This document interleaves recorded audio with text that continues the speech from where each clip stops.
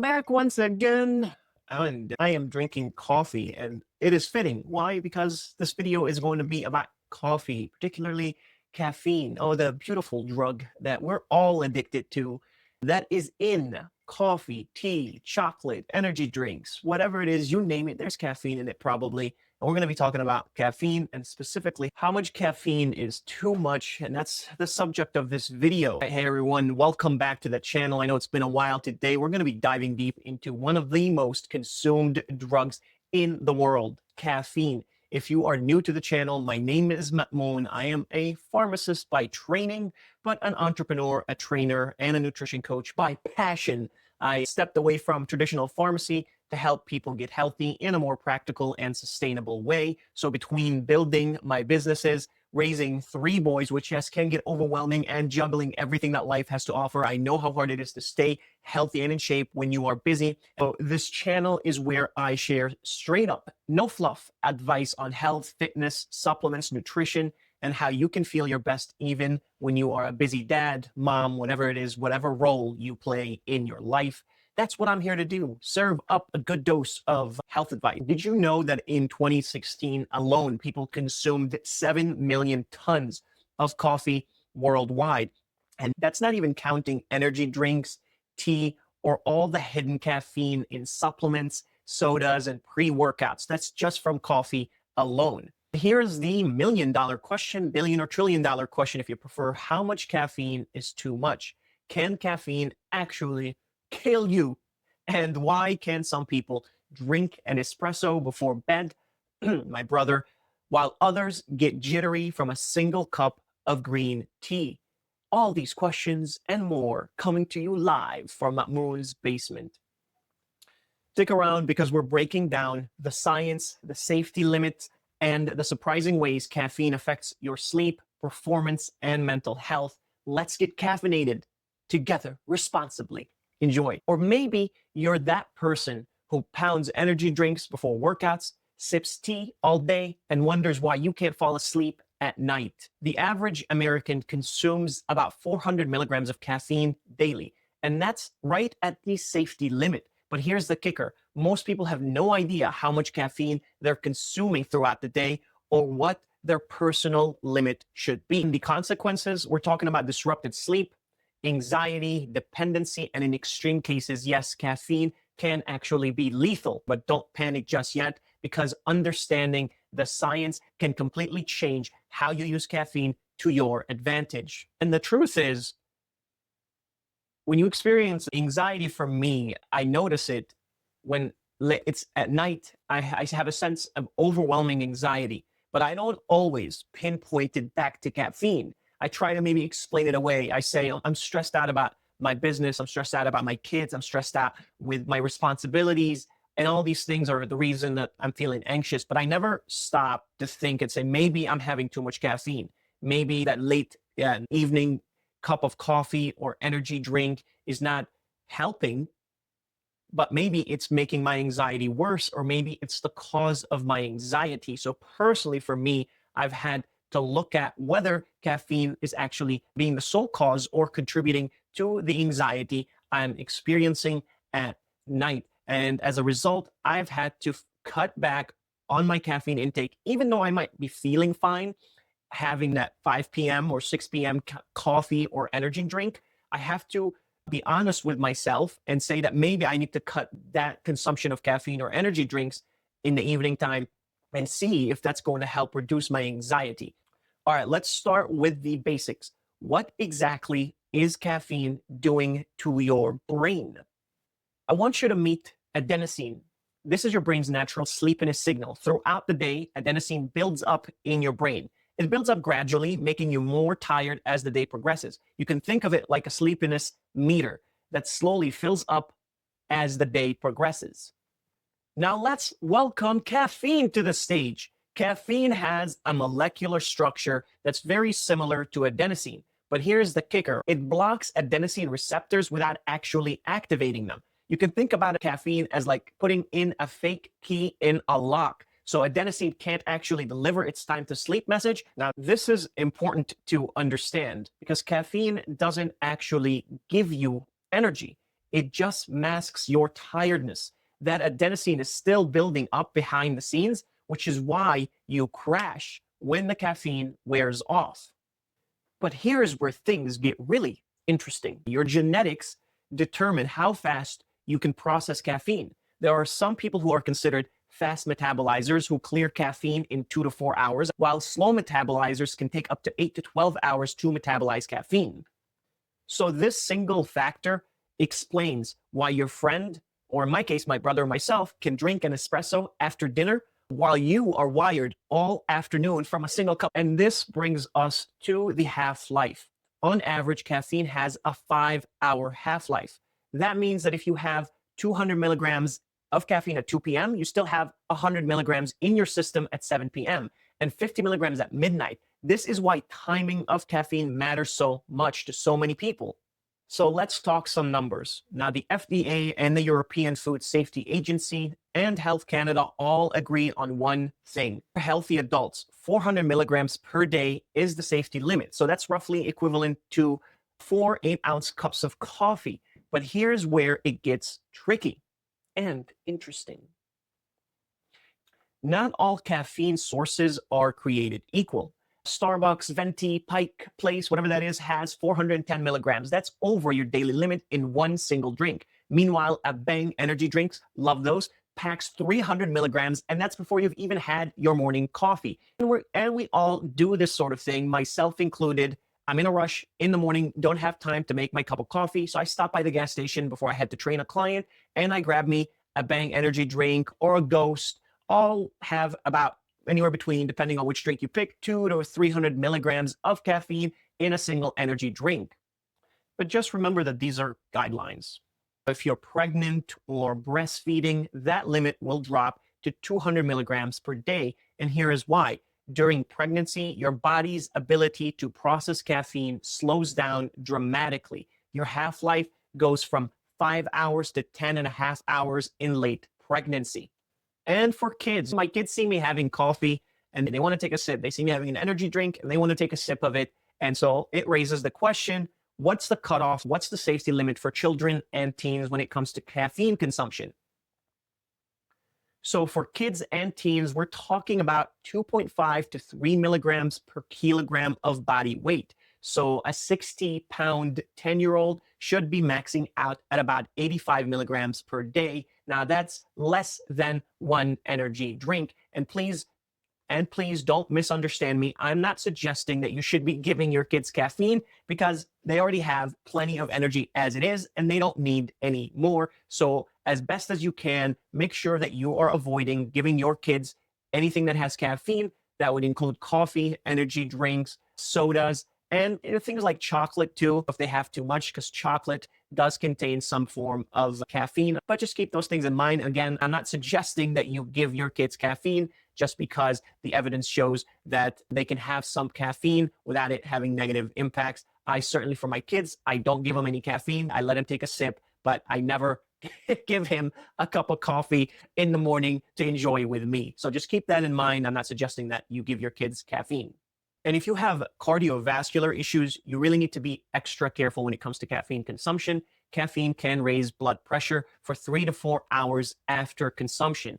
And while healthy adults don't necessarily show increased heart disease risk at 400 milligrams daily of caffeine, those with pre-existing conditions should consult their doctor and make them aware of how much caffeine they're consuming. And hopefully, if it's a good doctor, they can give you proper recommendations to decrease that intake. Let me put this in perspective. To hit that 400 milligram limit, you could have 3 cups of brewed coffee, about 5 Red Bulls, or just 1 1/3 Bang energy drinks. It adds up faster than you think. And I don't know how many of you actually take the time to reflect back on the day and see how much caffeine you've had. Very few are able to do that because you need to be mindful of it. You actually need to pay attention to it. And it requires a little bit of effort to go back, trace what forms of caffeine you had throughout the day and how much. In short, not many people are at the end of the day opening up their journal and reflecting on how much caffeine they've had throughout the day. In today's age, drink caffeine and anything that has caffeine in it like we're drinking water. Now let's talk about the elephant in the room. And that elephant is sleep. This is where most people mess up their caffeine game. Sleep. Sleep always gets you. Most people don't have good sleep, myself included, and caffeine doesn't help. All right, so now I'm going to take you back in the story. Now, do you remember the 5-hour half-life? This means the golden rule is no caffeine within 6 hours of bedtime. Studies show that even when people feel caffeine doesn't affect their sleep, objective measurements reveal the following: reduced deep sleep and REM sleep quality. In short, your sleep does suffer even if you consider yourself to be tolerant or a fast metabolizer of caffeine. Caffeine doesn't just make it harder to fall asleep, it actually changes your sleep architecture. You get less restorative sleep, which affects everything from memory consolidation to your physical recovery. So here is a practical tip for you. If you go to bed at 10 p.m., your last coffee should be before 4 p.m. And honestly, for optimal sleep, I'd recommend stopping caffeine intake by 2 p.m. Because here's the irony. Poor sleep from late caffeine consumption makes you more tired the next day. That leads to more caffeine dependence. It's a vicious cycle that many people, myself included, don't realize they're trapped in. And you know what? I'm going to follow my own recommendations.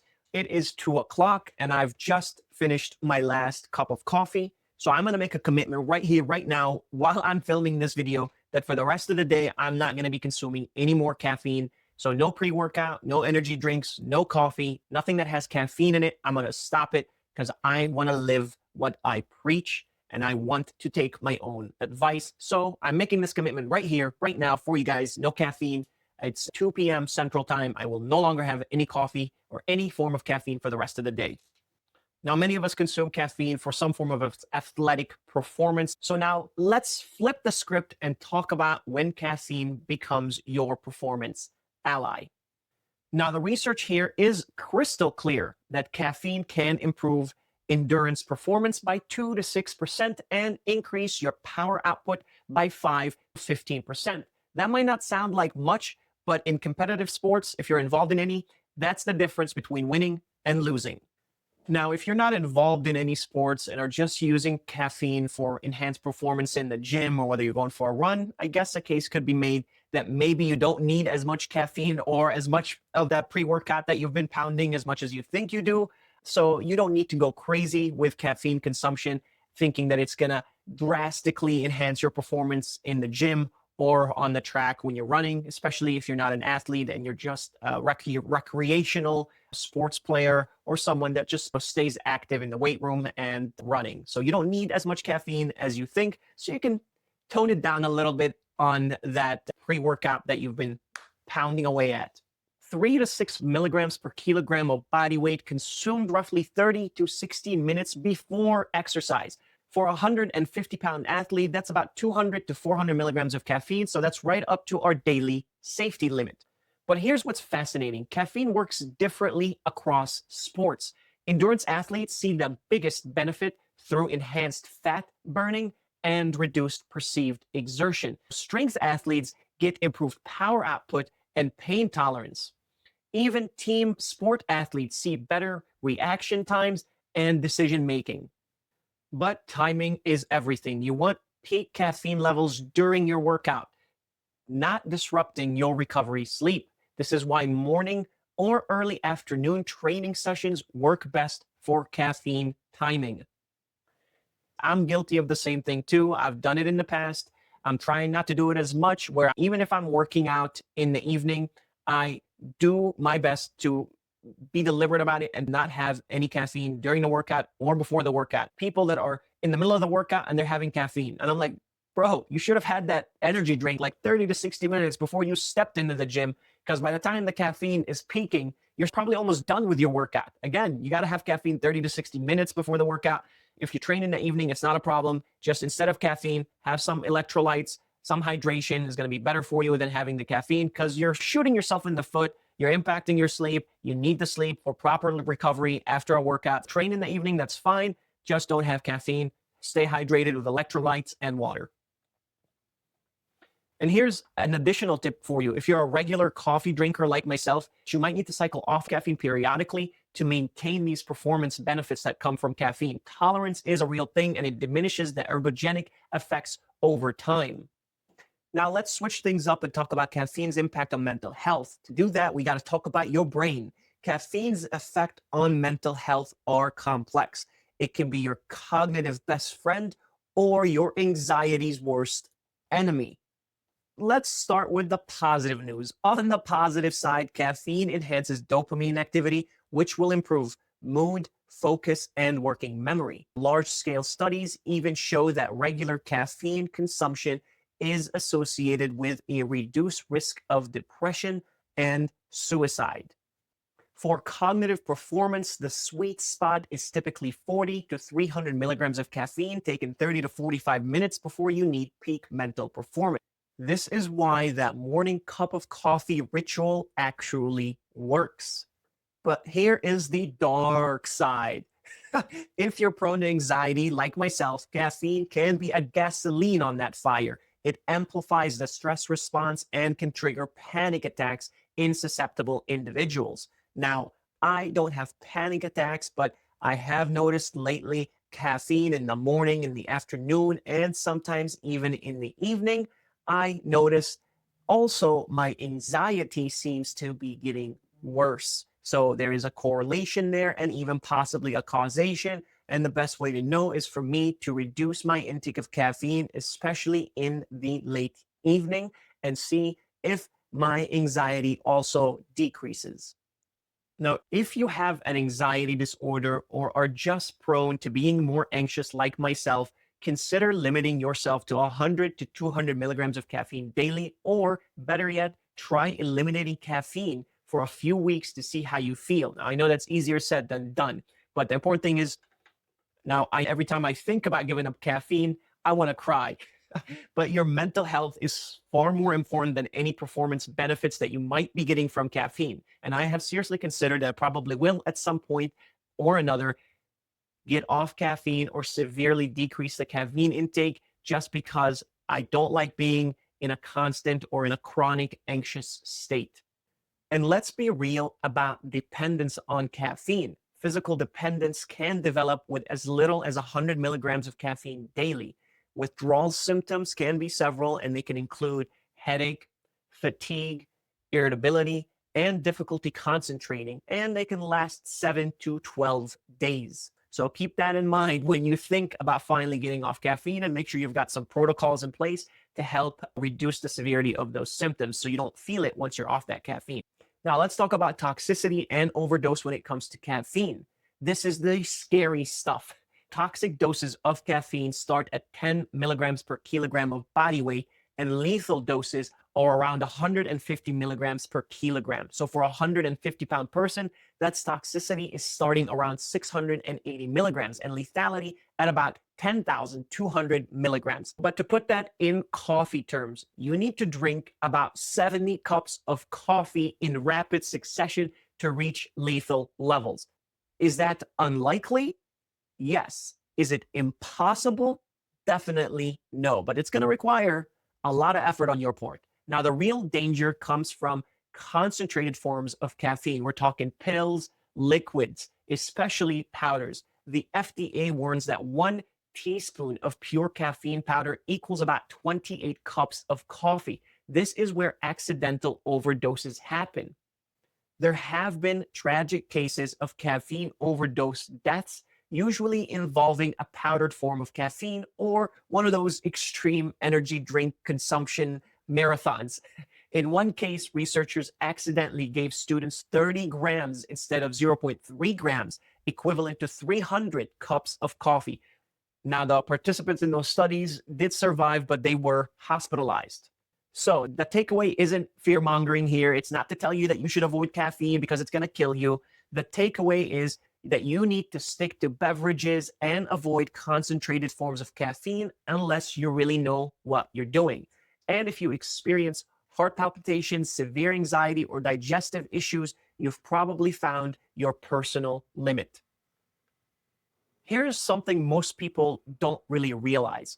Your caffeine response is largely written in your DNA. About 40% of people are fast caffeine metabolizers, 45% are intermediate, and about 15% are considered slow metabolizers. Slow metabolizers not only feel caffeine effects longer, but they also have a higher cardiovascular risk from the same doses. But genetics isn't everything and it doesn't paint the whole story. Your age, weight, medications, stress level, and even what you ate can affect how caffeine hits you. Smokers, for example, metabolize caffeine faster, while oral contraceptives will slow it down. Pay attention to your body, start with lower doses, and tweak around with the doses and adjust based on how you actually feel, not what the guidelines say you should be feeling. All right, I want to make this actionable for you guys. So here are my top strategies for optimizing your caffeine game so that you can maximize the benefits while reducing the side effects. First, keep track of everything. Download a caffeine tracking app and log all sources of caffeine: coffee, tea, chocolate, pre-workouts, energy drinks, even that headache medication that you take. You'll be shocked at how it all adds up.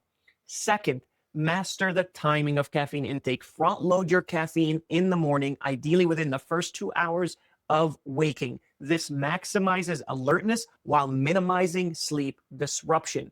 And third, consider cycling. Take 1 to 2 weeks off caffeine every few months to reset your body, reset your tolerance, and improve your energy levels. This advice I need myself. And fourth, smaller, more frequent doses beat larger single doses of caffeine. Instead of one 400 milligram energy drink, try 100 milligram of caffeine every few hours for a steadier energy without that crash. And number 5, pair caffeine strategically with a molecule called L-theanine. This can smooth out caffeine's jittery effects.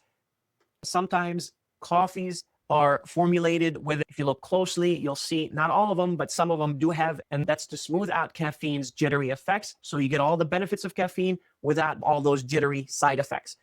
And finally, and perhaps the most important, is to know your personal limits. If caffeine makes you anxious, disrupts your sleep, or causes heart palpitations, then back off and decrease the dose. No performance benefit is going to be worth compromising on your overall health. Caffeine isn't inherently good or bad. It's a wonderful and powerful tool that can enhance your performance and quality of life when used strategically, or it can become a crutch that disrupts your sleep and health when misused.